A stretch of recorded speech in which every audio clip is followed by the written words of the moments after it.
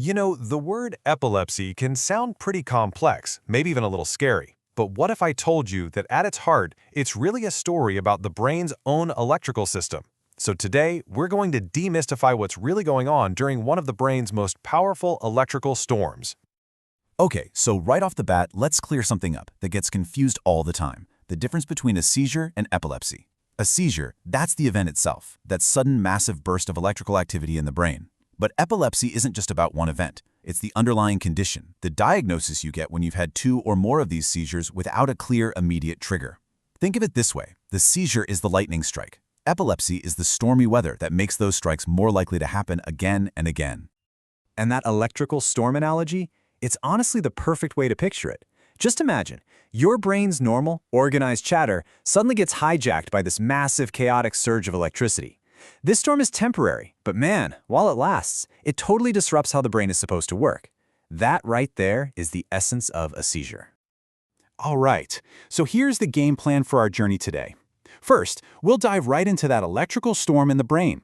Then we'll see why it's about more than just convulsions. After that, we'll try unraveling the causes, look at the different pathways to control, and finally, we'll talk about the real-world experience of life beyond the seizure. Okay, let's dive right in. The brain's electrical storm. So what's really going on inside the brain at the biological level when a seizure hits?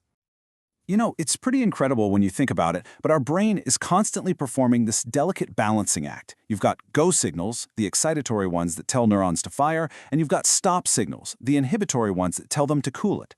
Normally, it's all in perfect harmony.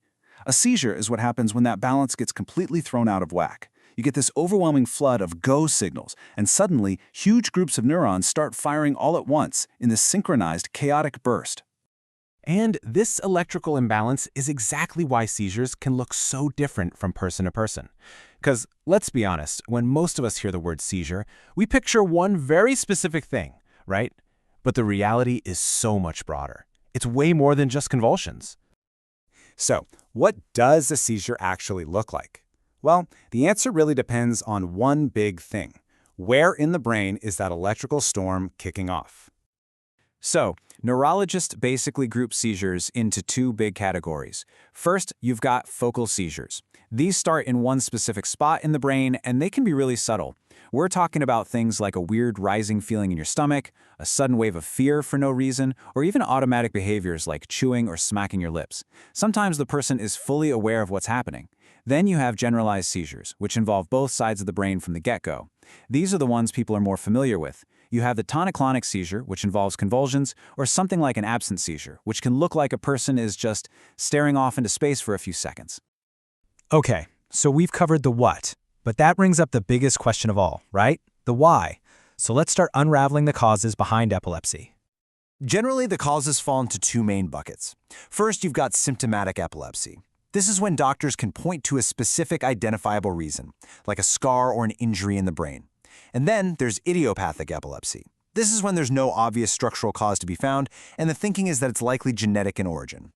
And when we say symptomatic, the list of possible causes is actually really long. It could be from a traumatic brain injury, a stroke, a brain tumor, even an infection like viral encephalitis. It can also be traced all the way back to how the brain was developing or an injury that happened around the time of birth. Okay, so if someone is having seizures, what happens next? How do we get from diagnosis to management? That brings us to the pathways for getting things under control.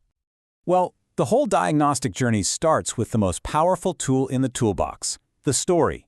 I mean, getting a super detailed account from the person and anyone who saw what happened is considered the absolute gold standard. After that, an EEG can listen in on the brain's electrical chatter to look for seizure patterns, and an MRI gives us a look inside, scanning the brain's structure for any of those causes we just talked about. Now, when we talk about treatment, for most people, the absolute cornerstone is medication. These are called anti-epileptic drugs, or AEDs for short. And just to be clear, they don't cure epilepsy, but they are incredibly good at managing that electrical environment in the brain to stop seizures before they even have a chance to start. But what happens when the meds just aren't enough? Well, the good news is there are other really powerful options out there. For some people, surgery to remove the tiny part of the brain where the seizures are firing from can actually be a cure. There's also vagus nerve stimulation, which is kind of like a pacemaker for the brain, sending these little electrical pulses to help calm things down. And even specialized diets, like the ketogenic diet, can be a game changer for some people. So we've talked a lot about the brain, the biology, but let's zoom out for a second. What's it actually like to live with this condition? Let's talk about life beyond the seizure. And this quote right here, it just hits the nail on the head. Because the challenges of epilepsy go way beyond just managing the seizures themselves. You've got medication side effects, other underlying issues, but one of the toughest, most persistent hurdles, it's the social stigma that, believe it or not, still surrounds epilepsy today. And that stigma, combined with the condition itself, creates some major real-world challenges. You're talking about huge practical issues like driving restrictions, which can impact independence, and real difficulties with things like jobs and school. Plus, there's a heavy toll on health, both mental and physical, with higher rates of depression and anxiety, and even an increased risk of broken bones from falls or from how some medications can affect bone density.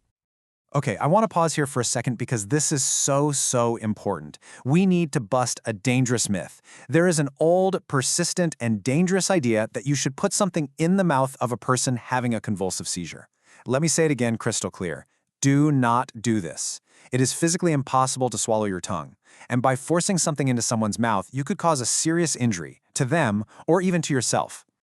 You know, a lot of people think of epilepsy as something that starts in childhood. But the data, it tells a completely different story. More than a quarter of all first seizures happen in people over the age of 65. This is often because of other conditions like strokes. It just goes to show how important it is to understand epilepsy, especially as our population gets older. But after talking about all the challenges, I want to end on a really powerful and, frankly, hopeful note. The fact is, with the right treatment, around 70% of people with epilepsy can get their seizures completely under control and go into long-term remission.